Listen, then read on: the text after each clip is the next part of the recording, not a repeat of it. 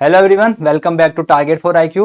आज की क्लास में हम नेक्स्ट 25 क्वेश्चंस करेंगे। पहली वाली क्लास में हमने 1 से लेकर क्वेश्चन नंबर 25 तक डील कर लिए थे। सब्जेक्ट था हमारा आईपीसी। अब नेक्स्ट क्वेश्चन जो हमारा सेक्शन क्वेश्चन नंबर 26 है वो बात करता है in IPC the word women denotes. पहला ऑप्शन मेजर वुमेन, दूसरा अनमैरिड वुमेन, तीसरा वुमेन ऑफ एनी एज या last option women married women. तो इसका करेक्ट आंसर होगा हमारा वुमेन ऑफ एनी एज यानी option number C. Question number 27, just a minute. Question number 27, which of the following statement correctly reflects the cardinal principle. ठीक, ये एक maxim है, actus non facit रियम नीसी seat mains रिया। ठीक, तो अब हमें इसका ऑप्शन सही बताना है। पहला ऑप्शन है mens rea is essential element of crime and there can not be a crime without mens rea. दूसरा है criminal liability under Indian law always implies mens rea. तीसरा है to constitute crime there must be actus reus and mens rea. Fourth है actus reus is not always necessary to constitute a crime. ठीक, हिंदी में एक बार बोल देता हूं। पहला है मेंस रिया अपराध का एक अनिवार्य तत्व है और मेंस रिया के बिना कोई अपराध नहीं हो सकता।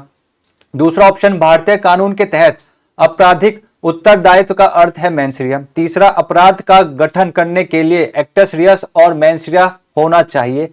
एंड लास्ट है हमारा एक्टस रियस हमेशा अपराध का गठन करने के लिए आवश्यक नहीं होता। तो बताइएगा इस वाले maxim acts non facit रियम नीसी mains seat रिया का इनमें से ऑप्शन कौन सा करेक्ट है।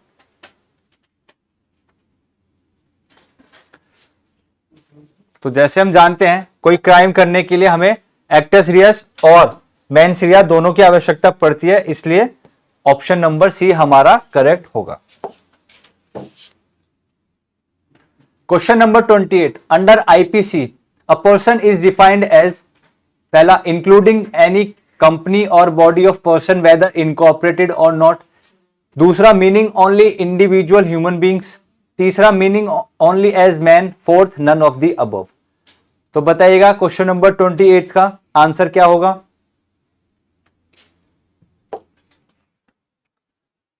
Option A, option B, option C या ऑप्शन डी। तो करेक्ट आंसर है option number A. Question number 29, homicide can not be defined as killing of a person by a person in view of the nature of the definition of the word person in. Option number 1 section 13 of IPC, option number 2 section 11, option number C section 9 and option number D that is section 7 of IPC. तो बताइएगा कौन सा correct answer इसमें से होगा।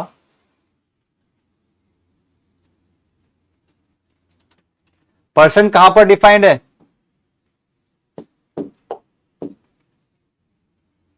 IPC में person कहां पर डिफाइंड है।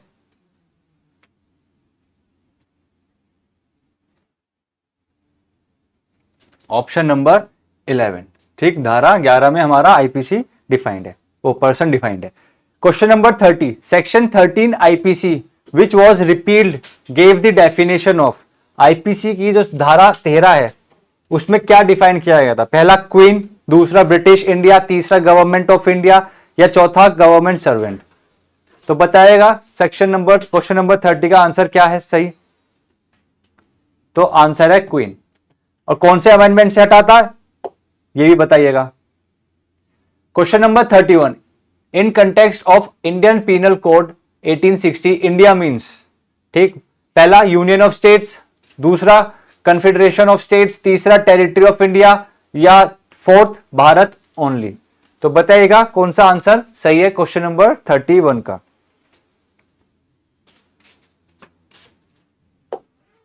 तो ऑप्शन जो आपका सही है वो है option number C territory of India. Question number 32, who according to section 21 of IPC is not a public servant. इनमें से कौन सा पब्लिक सर्वेंट नहीं है। पहला भारतीय सेना, नौसेना और वायुसेना में एक कमीशन अधिकारी। दूसरा एक मध्यस्थ जिसे किसी भी कारण से न्याय को न्यायालय द्वारा स्थगन के लिए संदर्भित किया जाता है। तीसरा, एक अधिकारी जो अपने कार्यालय के आधार पर किसी भी व्यक्ति को कारावास में रखने या रखने का अधिकार रखता है। एंड लास्ट, एक वकील जो न्यायालय में कानून का पालन करता है। तो बताइएगा ऑप्शन क्वेश्चन नंबर 32 में से करेक्ट आंसर क्या है। हमें पब्लिक सर्वेंट नहीं बताना, हमें बताना इनमें से कौन सा पब्लिक सर्वेंट नहीं है, यानी धारा 21 में किस ऑप्शन में नहीं बताया गया। तो that is option number D. Advocate के बारे में धारा 21 में कुछ नहीं बताया गया है। ठीक। Question number 33, who among the following is not a public servant. इनमें से कौन सा पब्लिक सर्वेंट नहीं है। पहला option CM of a state, दूसरा chairman of central board of film censors, तीसरा surveyor of insurance company and fourth employ of a nationalised bank. तो क्वेश्चन नंबर 33 का करेक्ट आंसर क्या है। तो करेक्ट आंसर है इसका ऑप्शन नंबर सी। ठीक, सर्वेयर ऑफ इंश्योरेंस कंपनी को हम पब्लिक सर्वेंट नहीं मानते। Question number 34, one of the following is not a public servant. Again हमें इनमें से बताना है कौन पब्लिक सर्वेंट नहीं है। पहला लिक्विडेटर, दूसरा सिविल जज, तीसरा member of panchayat assisting a court of justice, तीसरा secretary of a cooperative society. तो बताइए इन चारों में से कौन सा हमारा पब्लिक सर्वेंट नहीं होता है। ठीक, क्वेश्चन नंबर 34 का तो ऑप्शन है हमारा, मतलब करेक्ट आंसर, सहकारी समिति का सचिव। यह पब्लिक सर्वेंट नहीं होता। Question number 35, which of the following is not a public servant. इनमें से कौन सा पब्लिक सर्वेंट नहीं है। ठीक, पहला म्युनिसिपल कमिश्नर, दूसरा मेंबर ऑफ पार्लियामेंट, तीसरा MLA and fourth examiner of university. ठीक, तो कौन सा पब्लिक सर्वेंट नहीं है हमारा है विश्वविद्यालय के परीक्षक। इनको हम पब्लिक सर्वेंट की कैटेगरी में नहीं रखते हैं। नेक्स्ट क्वेश्चन, क्वेश्चन नंबर 36, निम्नलिखित में से कौन भारतीय दंड संहिता की धारा 21 के अर्थ के भीतर लोक सेवक नहीं है। पहला नगर आयुक्त, दूसरा नगर पार्षद, तीसरा राष्ट्रीय कृत बैंक के प्रबंधक एंड फोर्थ सेना में कमिश्नर अधिकारी। तो पब्लिक सर्वेंट कौन नहीं है बताइए। इसका ऑप्शन है हमारा option number D, that is municipal councillor, यानी नगर पार्षद। Option number question 37, the definition of movable property under section 22 of IPC excludes. ठीक, मूवेबल प्रॉपर्टी यानी कि इनमें से मूवेबल प्रॉपर्टी क्या नहीं है। पहला ऑप्शन लैंड, दूसरा थिंग्स अटैच टू अर्थ, तीसरा things permanently fastened to anything which is attach to earth, and last all of the above. तो क्वेश्चन नंबर 37 का आंसर क्या होगा। ऑप्शन नंबर ए करेक्ट है, बी करेक्ट है, C correct है या D correct है। ठीक, तो इसका है उपयुक्त सभी, यानी कि इन सबको हम मूवेबल प्रॉपर्टी की कैटेगरी में नहीं रखते हैं।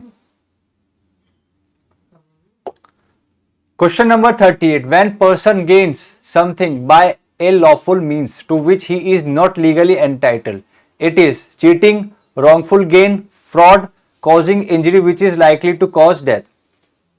तो बताइए क्वेश्चन नंबर 38 का आंसर क्या होगा। छल, सदोष, अभिलाभ, कपट या लास्ट ऑप्शन उपहति के कारण जो मौत का कारण होने की संभावना है। बताइए ऑप्शन नंबर ए सही होगा, ऑप्शन नंबर 2 होगा, या ऑप्शन नंबर सी होगा, या ऑप्शन नंबर डी होगा। तो इसका आंसर है सदोष अभिलाष। ठीक, question 39, a person acts dishonestly when he does anything with mens rea, दूसरा ऑप्शन विद रॉन्ग मोटिव, तीसरा with intention to cause wrongful gain to one person और wrongful loss to another, last with intent to defraud. तो इनमें से कौन सा option सही है जिसको हम डिसऑनेस्टली की कैटेगरी में रख सकते हैं।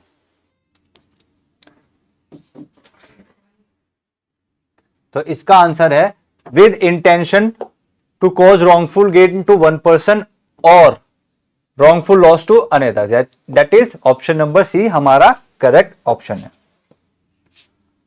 Question number 14. A person does not have reason to believe a thing if he does not have any. पहला information, दूसरा sufficient cause to believe, तीसरा knowledge या fourth reason. हिंदी में पहला जानकारी, दूसरा विश्वास करने के लिए पर्याप्त कारण, तीसरा ज्ञान और चौथा कारण.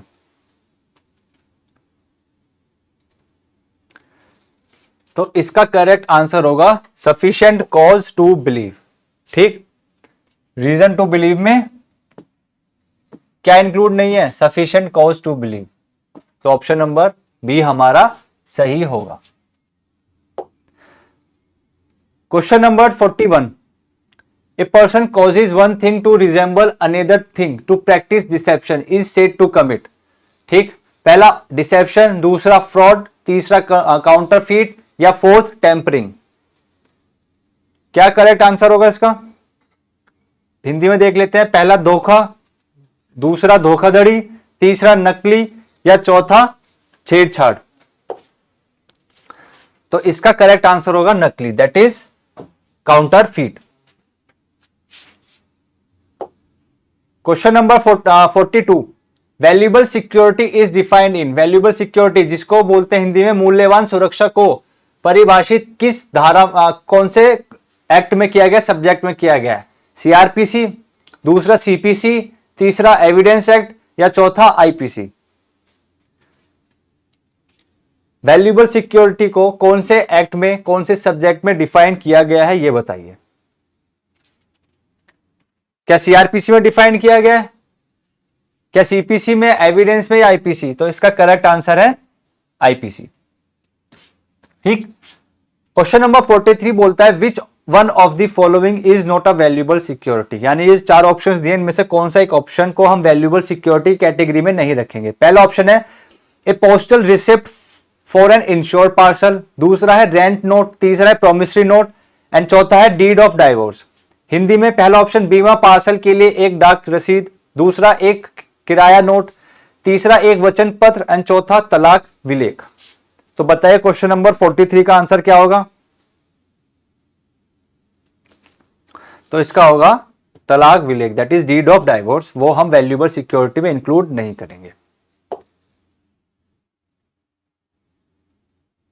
Question number 44. इसमें लिखा है X armed with a loaded pistol and Y empty handed go to Z shop in furtherance of their common intention to commit robbery. X enters the shop and on being resisted in carrying away the property shoots Z with pistol. Z dies at once. For what act of X Y is liable? Hindi में लिखा है X एक भरी हुई पिस्तौल से lace है और Y खाली हाथ डकैती करने के लिए अपने सामान्य आशय की पूर्ति के लिए Z दुकान में जाते हैं. X दुकान में प्रवेश करता है और पिस्तौल के साथ Z को दूर ले जाने के लिए विरोध किया जाता है. Z एक ही बार में मर जाता है. X Y किस कार्य के लिए उत्तरदायित्व हैं? तो पहला है हत्या के लिए डकैती, दूसरा उत्पादन और अपराधी हत्या के लिए दोषी नहीं, तीसरा घातक हथियार से लैस होने पर डकैती की कोशिश और चौथा है डकैती और हत्या. तो बताइए इन चारों ऑप्शन में से कौन सा ऑप्शन करेक्ट है?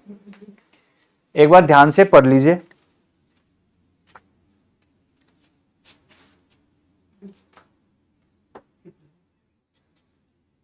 क्वेश्चन नंबर 44 का आंसर क्या होगा? तो इसका आंसर होगा ऑप्शन नंबर हमारा 4, रॉबरी एंड मर्डर, यानी डकैती और हत्या हमारा क्वेश्चन नंबर 44 का करेक्ट आंसर है. ठीक. Question number 45. Give the correct response. पहला section 34 needs active participation while section 149 does not. दूसरा section 34 does not create specific offence while section 149 does. तीसरा section 34 speaks of common object while section 149 speaks of common intention and last all of the above, यानी सारे सही हैं. तो हमें correct option देखना है सेक्शन 34 एंड सेक्शन 149 के पर्सपेक्टिव से. तो क्वेश्चन नंबर 45 का आंसर क्या है? इसका आंसर है हमारा option number 1, that is section 34 needs active participation, जो कि 149 में जरूरी नहीं है। तो हमारा ऑप्शन नंबर ए सही है। Question 46, when criminal act is done by several persons, each of such person is liable for that act in the same manner as if it were done by him alone, if it is done in furtherance of। पहला option common object, दूसरा common intention, तीसरा common motive, या चौथा common motive as well as common intention. तो बताइए 46 का answer क्या होगा? इसका आंसर है कॉमन इंटेंशन। ठीक, सेक्शन नंबर भी बता दीजिए। नेक्स्ट क्वेश्चन है हमारा question number 47, common intention under section 34 implies पहला सिमिलर इंटेंशन, दूसरा प्री अरेंज्ड प्लानिंग, तीसरा प्रेजेंस ऑफ कॉमन नॉलेज, या last common design for common object. Hindi में है समरूप आशय, दूसरा पूर्व व्यवस्थित योजना, तीसरा सामान्य ज्ञान की उपस्थिति, एंड लास्ट है हमारा सामान्य उद्देश्य के लिए सामान्य योजना। तो क्वेश्चन नंबर 47 का आंसर है हमारा option number B, that is पूर्व व्यवस्थित योजना, जिसे हम बोलते हैं pre arranged planning. Question number 48, in case of kidnapping a minor male means a person of age under 18 years, 16 years, 21 years and last हमारा 20 ईयर्स। तो 48 का क्या आंसर है? ये किसके पर्सपेक्टिव में देखना है हमें? मेल के। तो मेल का क्या आंसर दे रखा है? Option number 16। और फीमेल का क्या है? अगर फीमेल का पूछते तो उसका हो जाता हमारा आंसर 18 ईयर्स। ठीक,